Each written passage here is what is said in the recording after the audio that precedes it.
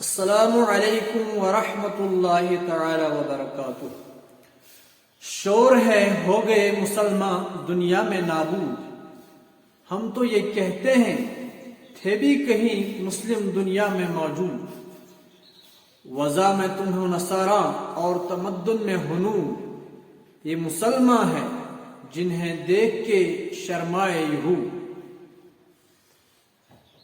Doctor علامہ اقبال رحمہ اللہ ان اشعار میں فرماتے ہیں، لوگ یہ کہتے ہیں دنیا میں مسلمان نابود ہو گئے، مسلمانوں کا نام و نشان مٹنے جا رہا ہے۔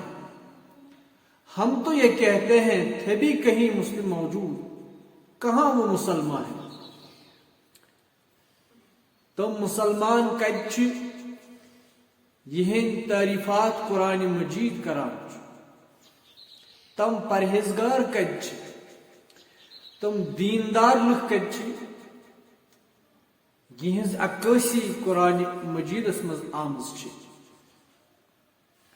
وہ موجودہ دور میں کوسوں دور ہے۔ مسلمان نام تو ہے، لا یبقى من الاسلام الا اسمہ ولا دین الا رسمہ۔ موجودہ دور میں دین کا صرف نام رہا ہے، دین اسلام، مگر اس اسلام پہ ہم چلنے کے لیے تیار نہیں۔ یہ اسلام ہمیں کیا رہنمائی کرتا ہے؟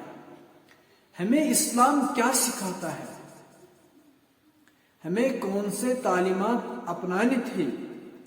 لیکن بدقسمتی مسلمان آج کچھ کیا کر رہے ہیں، شیطان بھی شرما رہا ہے۔ شور ہے ہو گئے دنیا میں مسلمان نابود، ہم تو یہ کہتے ہیں تھے بھی کہیں مسلم موجود۔